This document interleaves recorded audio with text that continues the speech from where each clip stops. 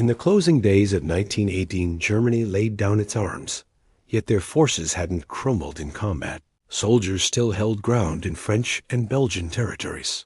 The push forward in spring had stalled, but the ranks remained solid, ready to endure for extended periods what forced their hand. A grim toll of nearly 1 million citizens succumbing to hunger, not through aerial assaults or gunfire, but via a relentless British sea barrier that severed ties to worldwide commerce, methodically draining the nation's vitality until capitulation was inevitable. This marked a pivotal shift in contemporary conflicts, where a dominant nation fell not chiefly from armed clashes, but through calculated financial assaults. The United Kingdom deployed currency controls, export bans, exclusion rosters, and maritime barriers to convert the planet's marketplace into a formidable instrument of pressure. This approach laid the groundwork for today's penalty frameworks. The rapid disconnection from global banking mirrors that early 20th century exclusion list, upgraded with digital tools. Restrictions on nations like Russia, Iran, Venezuela, and North Korea echo that historic barriers, swapping vessels for bureaucratic hurdles.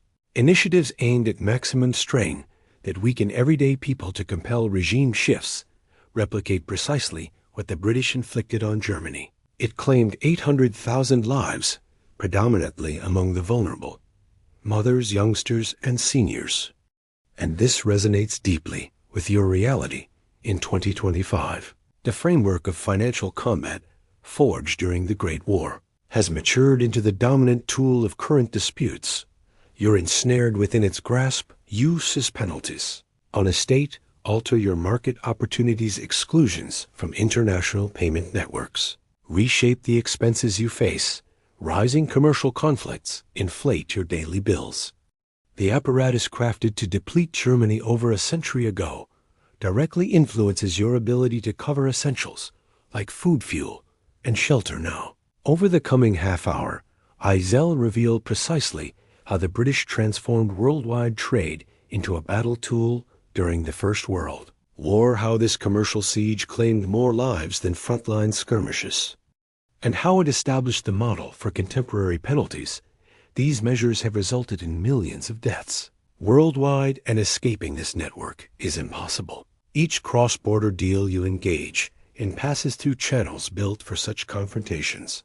Grasping this isn't mere scholarly pursuit.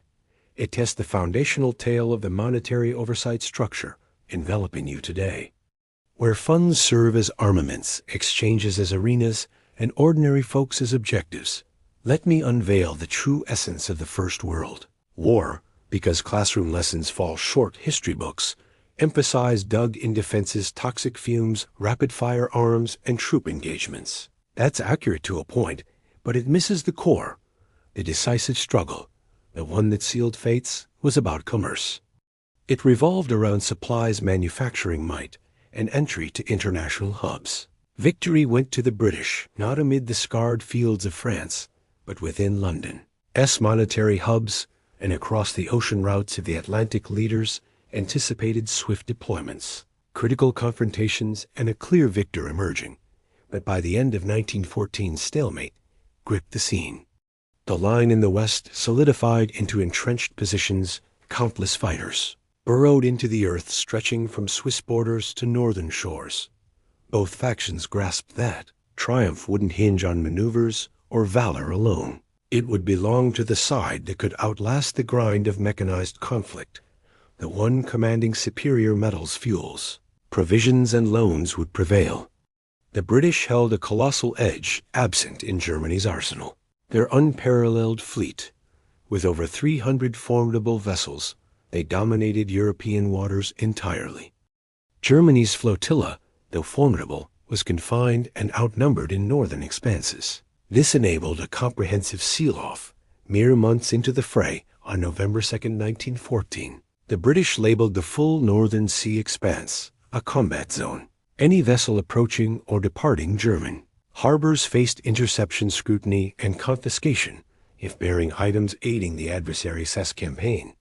Thus began the starvation siege, the commercial blade that felled 8,000 non-combatants, Such maritime restrictions had precedence across eras, but the breadth and absoluteness of this effort shattered norms. It extended beyond armaments to encompass all necessities: sustenance remedies, soil enhancers, base commodities, whatever sustained troops or society. The mechanism relied on terrain. Germany's oceanic pathways were restricted, funneled through northern waters under firm British oversight from island strongholds. Any impartial trader from Scandinavian or Dutch origins seeking dealings with Germany navigated patrolled straits. British crews would halt, examine loads, and impound anything deemed restricted initially. Bans targeted clear combat gear, arms, munitions, blasts, gear. But expansion soon swallowed nearly all categories. By mid-1915, prohibitions spanned edibles, crop boosters, ores, synthetics, elastics, fibers, hides, textiles, declaring any economic sustainer off limits, including nourishment. Halting provisions for non-fighters clashed with global accords. A 1909 pact shielded edibles from such barriers. Yet the British dismissed it, contending that in all-encompassing strife lines between fighters and supporters blur nourished workers, fuel armament plants. Enriched fields supply rations for forces. All elements bolster the effort, so all must face denial. This birthed the concept of absolute commercial combat, viewing societal groups as valid pressure points for their backing roles. Its efficacy proved crushing. By 1915, scarcities gripped Germany pre-conflict. A quarter of their diet, cereals, proteins, lipids, came from abroad. The barrier erased that. Early adaptations involved boosting home yields, portion controls, and restructuring for independence, but deficits persisted. The crux: soil nutrients. Advanced farming demanded nitrogen compounds sourced from distant South American deposits. Severed supplies slashed harvests by a third to half. Domestic synthesis via innovative air extraction methods sustained bomb production, prolonging hostilities, but output could uncover both munitions and agriculture. Prioritizing warfare meant civilians withered. By 1916, deprivations intensified. 1917 brought calamity.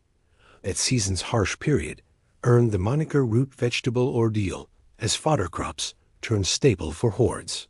Daily bread allotments dwindled to scant portions, proteins vanished. Dairy and ovum products evaporated, replacements emerged.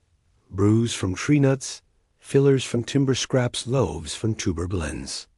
Undernourishment ravaged bodies, youth, stunted newborn survival, plunged routine ailments, turned fatal amid weakened defenses. By 1918, wards overflowed with young victims of hunger-linked ailments. Shockingly, the barrier persisted post-ceasefire armistice, inked on November 11th, halted battles. Yet the squeeze lingered 8 months until the peace accord in mid-1919.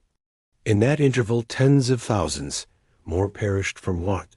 The motive: leverage for concessions.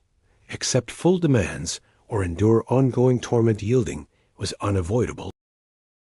Total civilian losses: around 800,000, chiefly the defenseless, as combatants drew priority shares. This wasn't unintended fallout. It was deliberate, eroding societal resolve.